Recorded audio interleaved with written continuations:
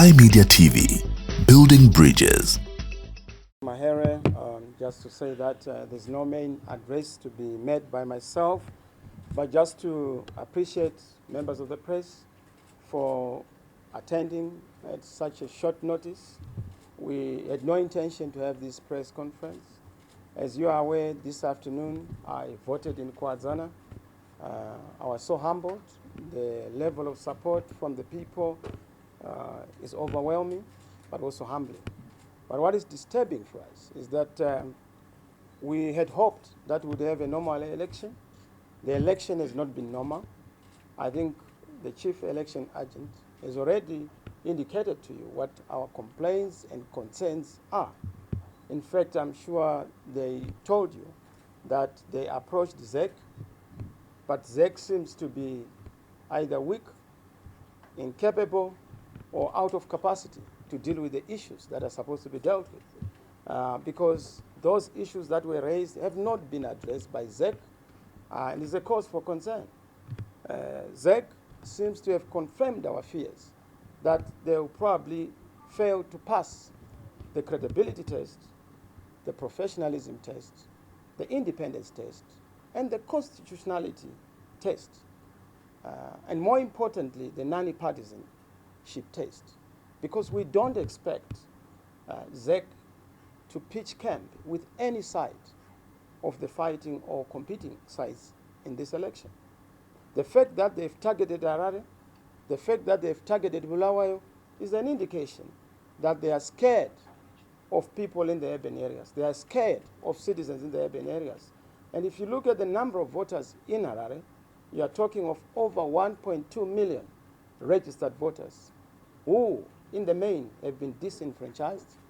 This is a clear case of voter suppression, a classic case of Stone Age, antiquated, analog rigging, where you say, find an excuse to say, we have all the other ballots. The presidential ballot is there, the parliamentary ballot is there, but you don't have the council candidates' ballots.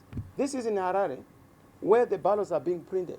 But you have ballots for Uzumba, for Mudzi, for Mtoko, where there's no printing press that prints ballots. It tells you that you need to smell a big rat in terms of the approach of ZEC.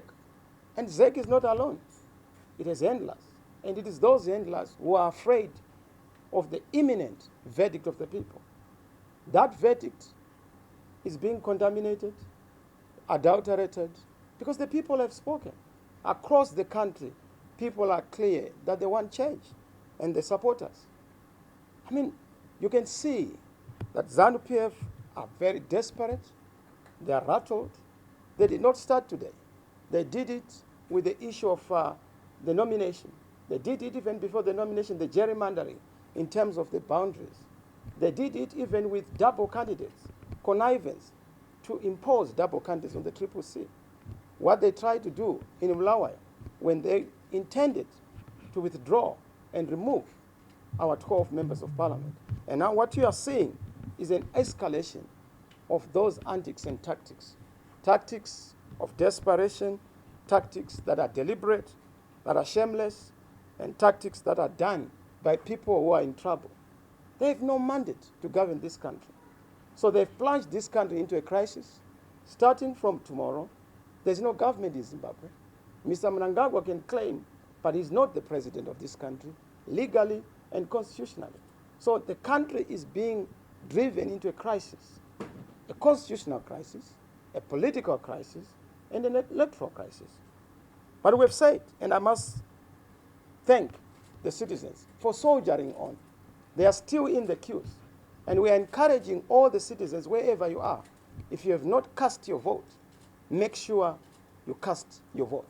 Your vote must count. They don't want your vote to count. They want to discount your vote, particularly in Harare, in Bulawayo, and in Manicaland. But there's a formula to the madness. Mr. Mnangagwa and ZANU PF, they know that they have no support in these provinces. And that's why they victimized the provinces, targeted them. But by doing so, they are also nullifying the effect of a credible election. And I'm glad as I welcome His Excellency President good luck, Jonathan, who is here on behalf of the AU, just to observe and hear what our concerns are. We have invited all the observer groups.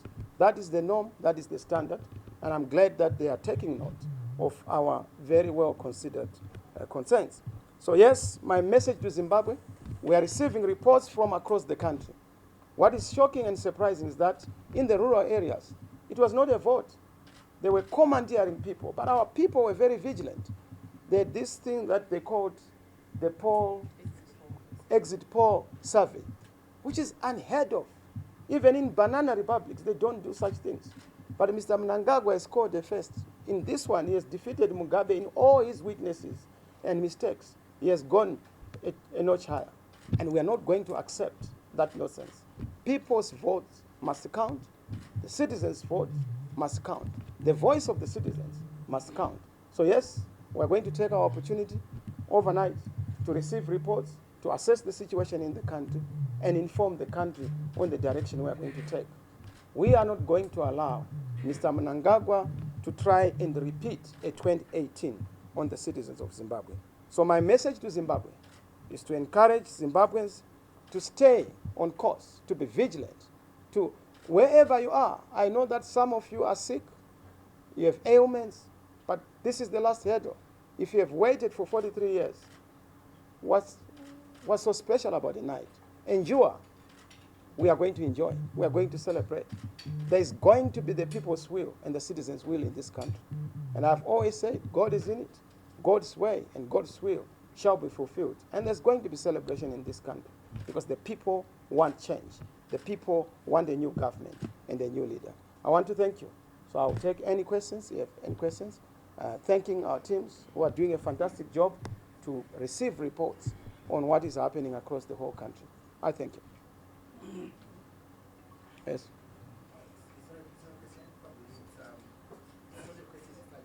May you amplify your voice, my brother? It's not a question. Yes. Maybe this is a call for clarification on the probably the purpose behind delaying the votes. Probably when you go to travel because after voting, maybe the mutual case that you also probably you need for people to vote at night, which is also going to cause problem. May also need to address this issue. That's right. In fact, thank you for raising that. That's our concern. By making sure that people don't vote in time, they are trying to create an opportunity for criminal conduct, for cheating and chicanery, for amplifying the vote in the urban areas by importing people from the rural areas. We understand that they didn't have enough buses and transport and enough time to move people from the rural areas into the urban areas. I suppose that's the reason why. We can only conjecture because we asked for the explanation and reasoning from ZEC. They can't give a reason. Of course, ZANU PF do not indicate the reason why they are doing that. By having night activities, you're actually undermining the security and credibility of the vote. You're actually rendering the vote vulnerable to machinations, to forces, dark forces that operate at night. And that is our biggest problem for the Harare vote and even the rural vote. We're supposed to be counting now, but now people are still talking of voting. And we are also hearing reports that they want to close the polling stations at 7, even for those that started at 4. That would be scandalous, illegal, and unacceptable. But we are going to be assessing the situation. We don't want to put the cart before the horse. We will take every situation as it comes. But I want to tell you that the people have been fantastic in their support. And we are urging and encouraging Zimbabweans to make sure that they are around the polling stations within the limits of the law, to secure the polling stations and their vote, for their vote to count. But that vote is already contaminated. And we have to make sure that we give effect to the will and sacrifice of the people. Yes, sir. I'm going to be from Stereo. So I wanted to find out what is your plan to address these anomalies that you have cited. Well, the plan is coming. Once we have received a full report, we will be able to tell the nation and the world the direction. That's why we have invited observers, so that they also appreciate our position. What shocks us is that we are the only party that is complaining. ZANU PF are not complaining because they are happy with the arrangement. They've done this thing in connivance with ZEC, and it's a serious issue. They are trying to undermine the will of the people, but they will not succeed. We will not accept any kind of skullduggery, any kind of tomfoolery, any kind of funny nonsense that they're trying to do. We are the people, we are the citizens. Enough is enough. We can't allow a repeat of 2018, or else we'll have to take some very serious measures that have to advance peace in this country and stability.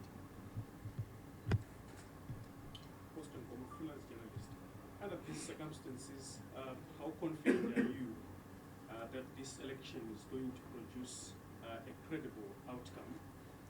If no, what is the reason for continuing with a process that will probably end up with a disputed outcome, as the highlights we're getting right now from your presentation? The sanctity of the sacrifice of the people is important to be respected. The people are committed. The people want their vote to count. I have no power to nullify or discredit or discount that vote and that voice until we have done consultations with those people who voted. When somebody spends a whole day in the queue and you just wake up and say, to hell with that, we can't do that. We must respect the dignity of that vote. We must respect the sacrifice of the elderly, of the young, of people who are even not feeling well, sick people. We have been in the queues for their voice to count in governance. You know, we are peacemakers. We would want to give peace a chance and democracy a chance. But there's a line in the sand that has to be drawn. So in terms of the credibility, you can see that Mr. Mnangagwa was planning all along to nullify the credibility of this vote. It is up to him to justify to the world and to the people of Zimbabwe why he wants to continue on this path of illegitimacy. But as for us, we will not allow him, because we can't allow this country to be ruled or governed by people who do not have the mandate of the citizens. Yes. I think for the first time in our country, we are going to have a night election. Public opinion is concerned that they started voting a bit late, and in the evening, we woke up today in the morning when they wrote the flyers that were fake from ZEC, discrediting that we had actually disposed this election. Now, given these circumstances, when we are having people voting at night, does the ZEC have election agents for the capacity to defend the night vote, since people are continuously voting right now? Are you going to be defending the vote tonight? Because there are reports that fast agents are deployed across every areas and across the country to try and manipulate the election. Well, the first crime on the part of ZEC is their culpability and complicity in allowing FAS to be an extension of ZEC processes. FAS is not supposed to be anywhere near ZEC processes and ZEC activities. But they have contaminated and polluted these processes by inviting a shadowy, spooky, ghostly organization that is not known at law to come and interfere, poison and discredit the election. But this is not the first time FAS is doing funny things. They did it in the internal ZANU-PF elections, and a lot of manipulations were done. You know, it's common cause. They have repeated this to then now escalate their stubbornness to a national election. We will not accept that. But of course, ZANU-PF is so desperate. I've told you a catalogue of their desperate acts. These are the last kicks of a dying horse. They are history. They are the past. They are clinging on to power. But the people have shown them the red card. And this is why they have the audacity to lie, peddle falsehoods. Mr. Chamisa has said, I will not participate in the election because it's rigged. Because that is what they wanted us to do, to boycott the election, so that they will then play the game with their own quislings. But we've said, look, we are going to match you toe to toe to the last man. And we've done so. We ran a fantastic campaign. We ran a fantastic mobilization. People support us. People are with us. All the four corners of the country. We are the only national party. ZANU-PF is not a party. It's a mafia gang. That's why you see terror and everything that they are doing. And we are conscious of what they are doing, especially as they print them. We even know where they printed those flyers. We have two companies where they were printing the flyers. FAS taking a key role. ZANU-PF playing a key role. That's their tactics. Selous Scout tactics, Rhodesian tactics. They have learned well from Smith, and they continue that path on colonialism. We will stop them. The people shall govern, and the citizens shall govern. And besides the communication we've received from ZEC, Has the party engaged ZEC? And if not, or if you have, what has been the response? We have engaged ZEC to a point of nausea, and to a point of actually being a nuisance. We had our election agent engaging ZEC, our election department and bureau engaging ZEC. Like we told you, ZEC are also, their hands seem to be tied. They don't have capacity to even tell you of what's happening. They held a press conference in the afternoon to say that I think the chief elections. It was fake. Yes. Oh, it was fake. Well, I don't know, but there's, in fact, it's even scandalous. They've not communicated with the people, so we don't even know what the position is. All we are just hearing is that ballots are going to come. People went to the ballot, the highest turnover ever, at 4 a.m. Up to this hour, they are still in the queue. What level of disrespect? What level of abuse? No respect, no apology, no special emergency, extraordinary address to say this is the situation. It must be corrected, and this is how it's going to be corrected. People have to go to work. People have to plan their lives. How do they plan their lives? They have not exercised their mandate and their critical vote. This day was a holiday. What about tomorrow? How do they make sure that they pursue or they follow national processes? So it's a big issue that we have, particularly from ZEC. We've engaged them. We continue to engage them, but we're not happy with the response we are getting from ZEC. I'll take 3 last ones. 1, 2, 3. Mr. Chamisa, you have been labeled a person who is big in terms of your approach to ZANU and engaged on your party. You have said that you will not take it anymore. To what extent is trust your word, and what is it that you do, which is different from what you did in 2018, or probably previously in the other opposite professions? What is it that you're going to do which makes it different and probably convincing? My brother, I'm followed by people who follow me because they trust me. If you doubt me, that's okay. But those who trust us know what we are saying, and they'll follow us. Thank you. Just a point of clarity, Silvester is on cases of violence. If you have information where this violence was conducted at, I'm sure the chief election agent highlighted, thank you, Your Excellency, highlighted that in Mzarabani, the member of parliament in Mzarabani was attacked. There's a police report. And many other areas where we have had, I think Mazowe, across the whole country. And I think that is the emphasis that was made. And there are reports that have been made. It's official.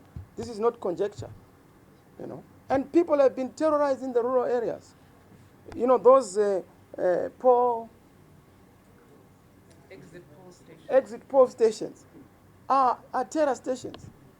Because you are being asked to come there, register, and they want to know whom you have voted for. You go back. That's rubbish. It doesn't happen in any civilized, you know, jurisdiction. And that we have to fight. I identified the last one? Yes. Otherwise, we are going to spend the whole night here. I'm sure you need to go to other, you know, places, and I respect your indulgence. Mr. Chamisa, your party has raised a lot of irregularities regarding this election. Let's say that 2008 repeats itself. Are you going to accept the GNU with President? My brother, let's not cross, you know, the bridge that has not been gotten to. The issue at the moment is a credible election. We can't talk of a GNU under these circumstances. A GNU to do what? To cheat people. A GNU to deceive people. The people have voted, and their vote must count. They must choose a leader of their choice. Not this thing by Mr. Mnangagwa of wanting to come through the back door. In fact, he has not come through the back door. He wants to just come without even the door, just jumping over. We will not allow that.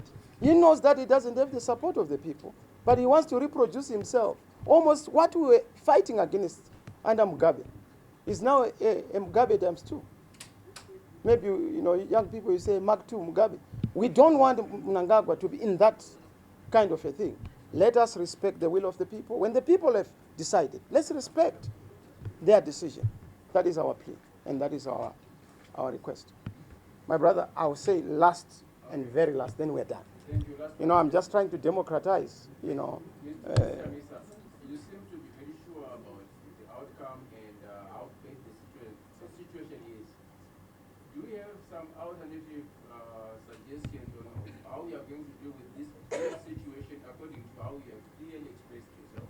Thank you, sir. I think this is what Kolisa was trying to say. But let's wait for, and I said it, let's wait for a preliminary report, a comprehensive report even, then we'll come to you and give a way forward. Don't doubt us.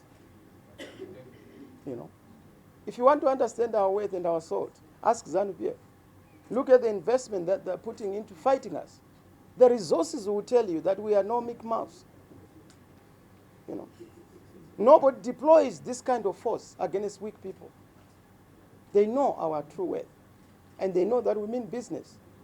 Fortunately, we mean business in peace. That's why they can't fight us, because we can't fight and defeat a peaceful man. We carry the embodiment and wish of the people of Zimbabwe. And that's why people trust, and that's why people vote for us, and that's why people believe in us. And that's why when we say go and register to vote, they register to vote. When we say now, please make sure that you are participating in vote, they will participate. All right, my question is just, I need a comment from you, President, about the presidential ballot papers in particular, where ZEC has said it has printed more than 7 million, and yet there are certain polling stations where the presidential ballot has run out. Well, the ZEC fiasco is legendary. It's encyclopedic. I can't even start to talk about ZEC and these failures. I'm sure they are better, you know, positioned to comment on that. I'm actually shocked. I heard that in Chikanga, they don't have ballots for the president, and in other areas, it's for the local authorities. But it's deliberate to cause confusion so that they mud the waters. You know, a catfish thrives in muddied waters. You know why? Because those antics and tactics become easier. But we will not allow them to distort the will of the people and to run away from the will of the people. Fellow members of the press, thank you for your indulgence. We appreciate your time, and may God bless you. We can assure you that the will of the people of Zimbabwe and the people of Zimbabwe out there, go and continue to defend your vote. Don't retire to bed before you have cast your vote in those areas where you have not cast your vote. We will come to you on the way forward, but we want the vote to count, and we want this election to have a meaning in the lives of the people of Zimbabwe as we usher in a new leadership and a new governance. I thank you. God bless you. Thank you. Good night.